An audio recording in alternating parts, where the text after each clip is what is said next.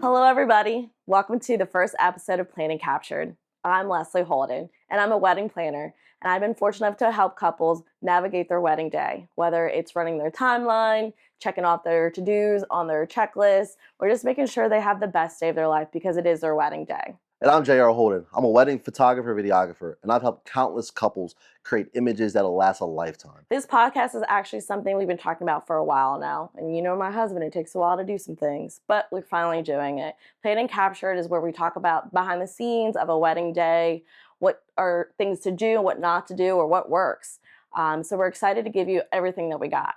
We'll be sharing tips, tricks, and advice from weddings that we've worked and we've been a part of to help you guys really navigate your wedding day. Whether that's from helping you with adjusting your timeline and know what you should do, when you should do it, to even telling you what photo must-haves you should always have your photographer, your videographer create for you.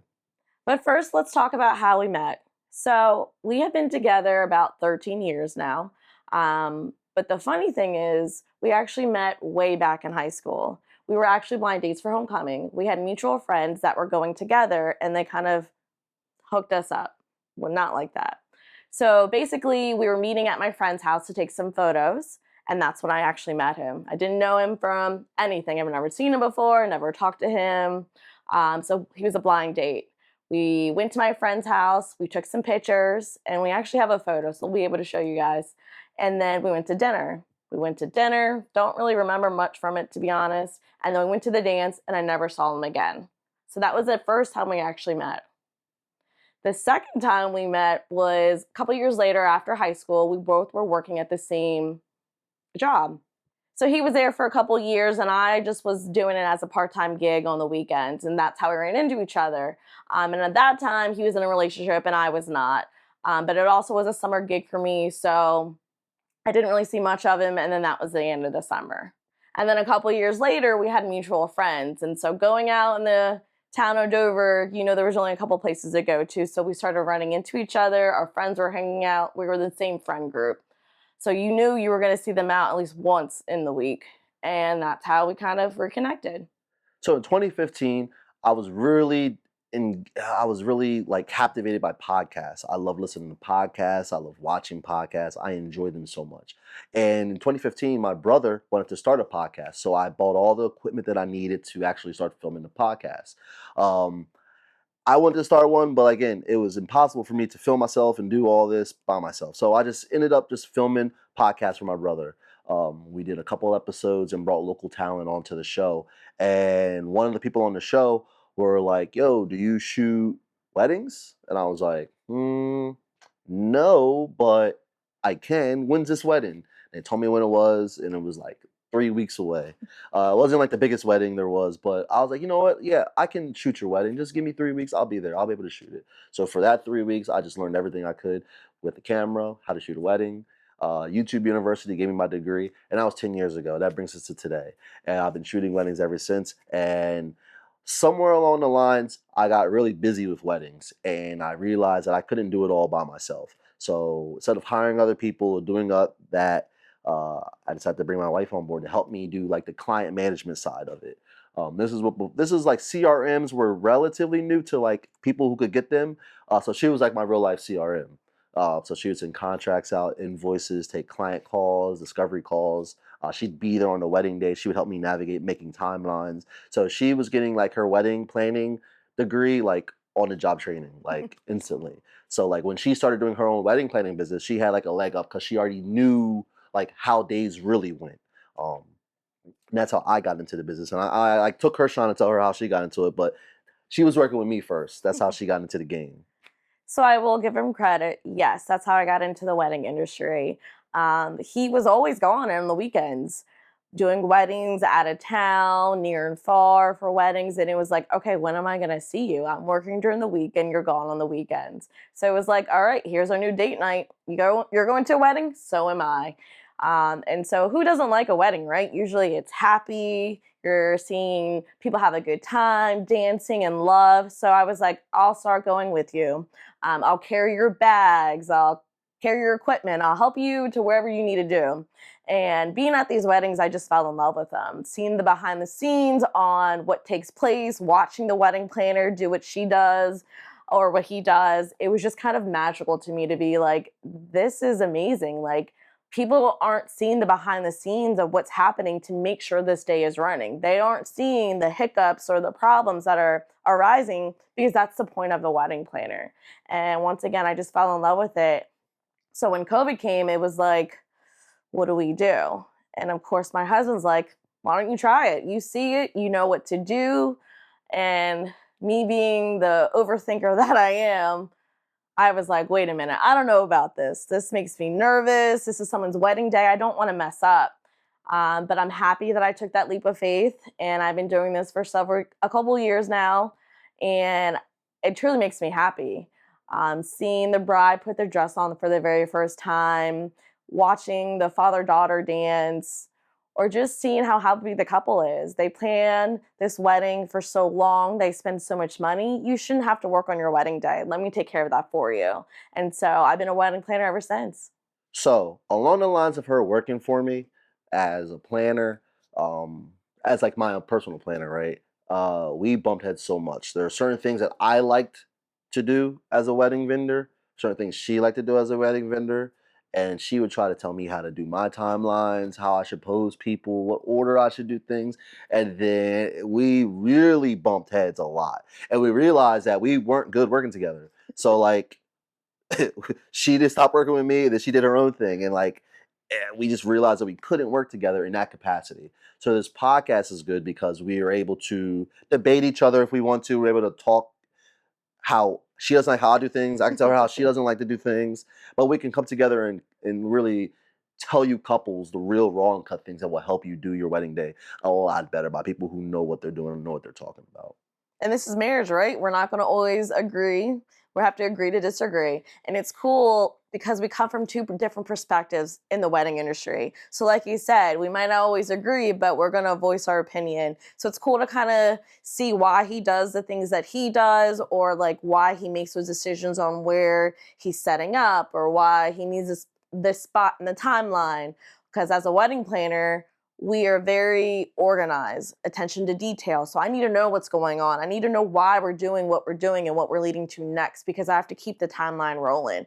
So it's cool to talk about our different weddings that he goes to or that I'm at, and see how the other wedding planners, the other photographer, videographers, how they're doing it, and we can kind of compare and contrast, right? Like, am I doing it the right way? Could I be doing it better? How are they doing it? So it's kind of helping each other out as well, so we can grow in this industry. So since this is like our first episode, and there's a lot of different things we're going to talk about throughout the seasons, first season, second, season, there's a lot of things we're going to talk about. So let's talk about one thing that you've seen in weddings that looks amazing on pictures or video, and it's terrible to either do in real life, or it lasted 30 seconds and it was done, or something that's just so it's just so rough to do, but it looks good on paper, let's just say.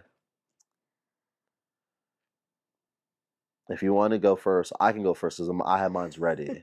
Go, you go first then. So Go. my thing is sparkler exits. I think Mm. sparkler exits are terrible. And what Why? a sparkler exit is when everybody lines down the row of the exit of the venue, and everybody lights their sparklers, and people hold the sparklers up, and the couple runs down and they stop in the middle and they kiss. You've probably, if you've been to a wedding, you've probably seen one of these, or it's one of the main picture that most couples want for a wedding day. But as a photographer, videographer, it's the worst thing to capture. There's one thing, at the end of the night, everybody's drunk, right? Everybody, most likely, right? Most Everybody's likely. drunk.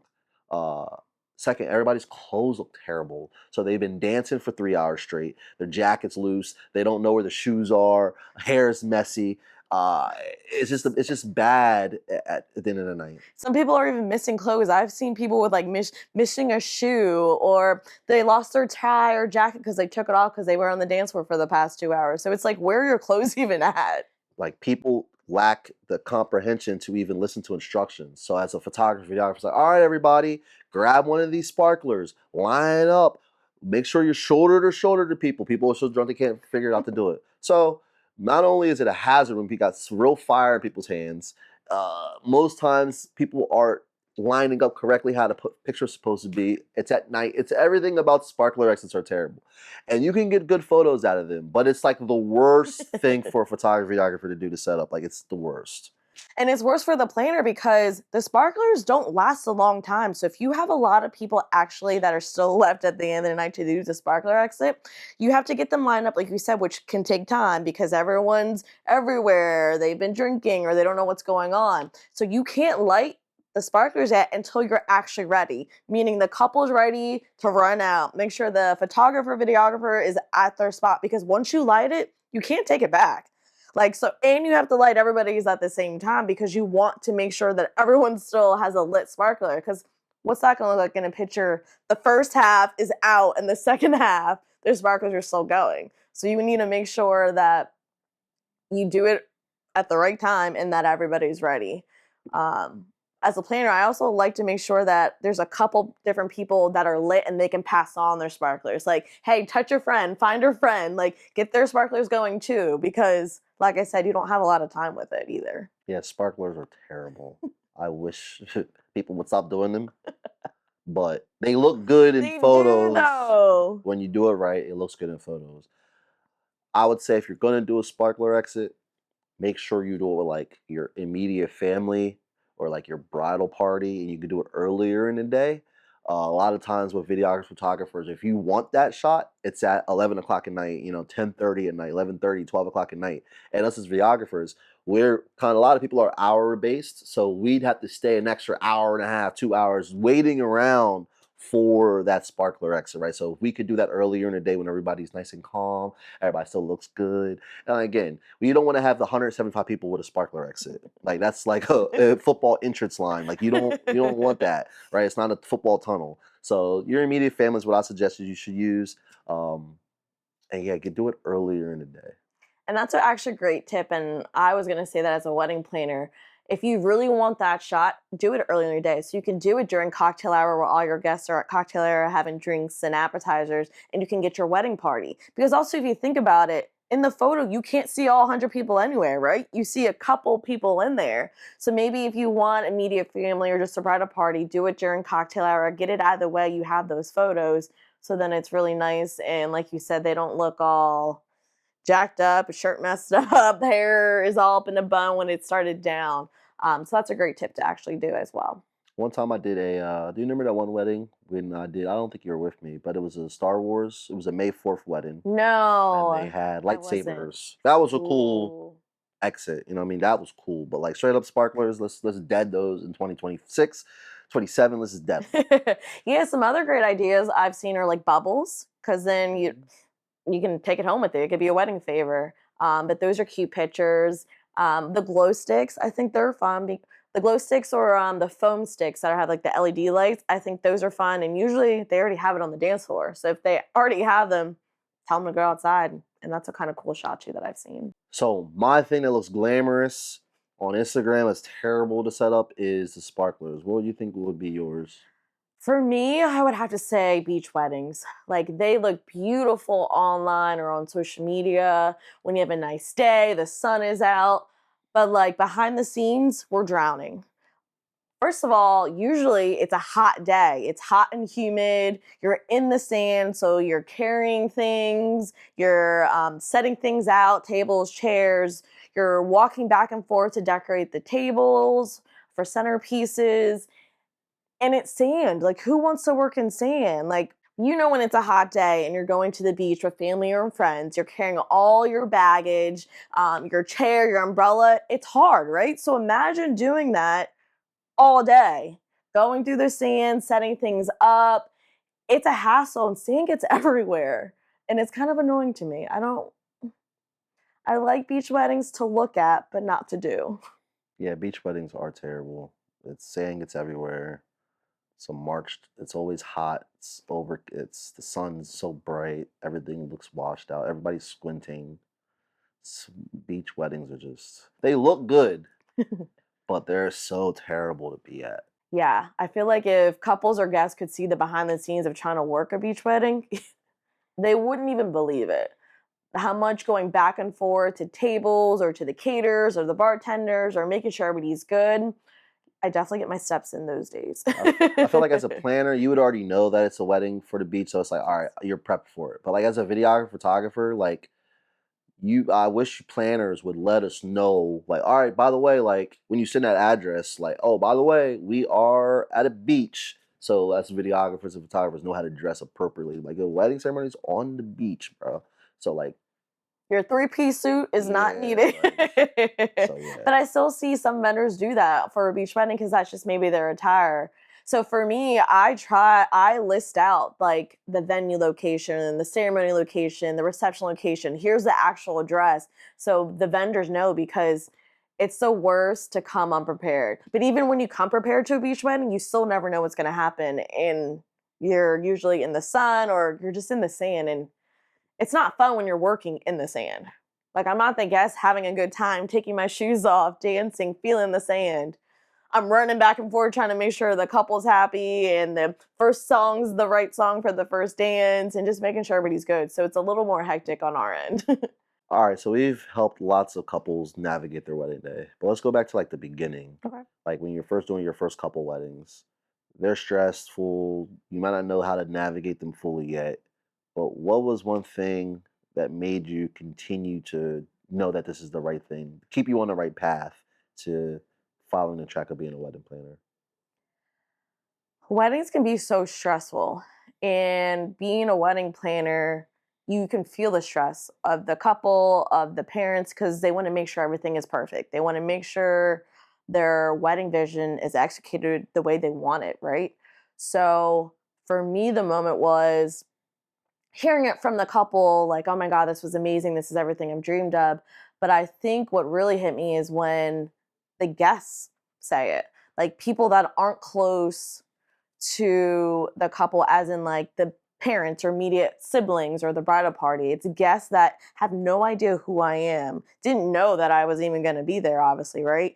And they just see how hard I'm working. They see me running around making sure everything is running smoothly, making sure the day is just great. And they come up and they'll say, "Are you the wedding planner?" And it always makes me giggle because it reminds me of like the Jennifer Lopez Made in Manhattan movie. Like, yes, I'm the wedding planner. And they'll just compliment, like, oh my God, I see you working hard, or you did amazing. Today was great, or everything looked beautiful. You did good. Like, I think that's where it hits me, like, this is what I'm supposed to be doing. This is where I belong. This is where I want to make sure that the couple's day is great, but that other people see it too. That's what really warms my heart. Hmm. I'm going to cry. I think for me, the thing that made me want to realize that I was doing the right thing was the first time I delivered a gallery of photos to a couple and they enjoyed the photos that I was doing. You know, like it's for for a photographer, for a What's that? videographer, photographer, you get a lot of gratification after you do all the work, right? So the wedding planner, they're gonna get their gratification right then the way the day goes by. The hair and makeup's gonna be done once they do the hair and makeup on the bride and or they cut the groom's hair. The caterer is gonna get their satisfaction. People saying that the food's done. The musician's gonna. Everybody gets their gratification the day of. Yeah, that makes But with sense. photography, videography, you have to wait to deliver the work to the bride and groom, um, or to the couple, or bride and bride, or groom and groom. Absolutely. Um, so the first time I ever delivered a gallery and the couple liked it, I that's why I was like, all right, I think I got something here, and it just gets better and better with every ride. Mm, And I really knew that I was decent at this, is when you get those reviews every time. mhm. The all the emojis. Whenever I send a gallery or video out and I get straight fire emojis or just crying face emojis, Yep. that's when I knew I was like, all right, like okay, maybe I do have something here. Like, that says a lot when there's no words. Like, they don't even know what to say, they just Send emojis. send emojis. And that's true too, because they can love you on a wedding day and then get their pictures and they can hate you, right? Or hate the photos. So I guess I never looked at it that way. Like, you guys do have to wait weeks, sometimes months, to say, like, okay, do they really like it? Are they gonna respond? Or if they don't respond in 5 seconds, do they hate it? Like, it's that back and forth, like, uh-oh. There's a lot of photographers, videographers who are assholes. They navigate the day like an asshole, like a Yeah. jerk, like it's their day, it's their Hmm. show, and their photos come out amazing sometimes, right? But like they get bad impressions at wedding days. We may Yeah. hate them then, but like I said, if their photos are good, sometimes brides and grooms and couples they just be like, all right, well, he wasn't an asshole to me. But as a videographer and photographer at a wedding, I said you have to wait to get that gratification. There's a lot of times people will just walk around when you're walking around with your camera, and people are like, "Oh, you're doing such a great job. I know those photos are so good." Like, hun, you didn't see one camera, you didn't see Like, one how do they picture. even know? You just a lot of people always say that, like, "You're Yeah. doing such a great job." Like, how do you know? They're boosting that ego. Like, you know, And right? it's just a way of sometimes people move through a wedding day, like you can move with confidence. Mhm. And oh man, that's one of the compliments I always get. Like, oh God, you look like you. Those photos are gonna be good. Look like you know what you're doing. Like, I mean, that says a lot when they haven't even seen your work then too, to see you in person and like actually watch you. And as a planner too, like I'm not talking to them. So they're watching what I'm doing, where I'm going, seeing things start or not start. And so it's crazy too because you don't really know who's watching you, right? Like the couple is my client, right? So I'm making sure that I'm on top of it, like checking in. Do you need a drink? Do you need your shoes? Do you need water? Like, I try my best to make sure I stay on top of it and that they don't ever need for anything. So I think that's a big part of it as well. yeah. So as a planner, you could be in the like what planners are like behind the scenes. So like you serve the couple, Yeah. right? Um, everybody that day serves the couple. Right.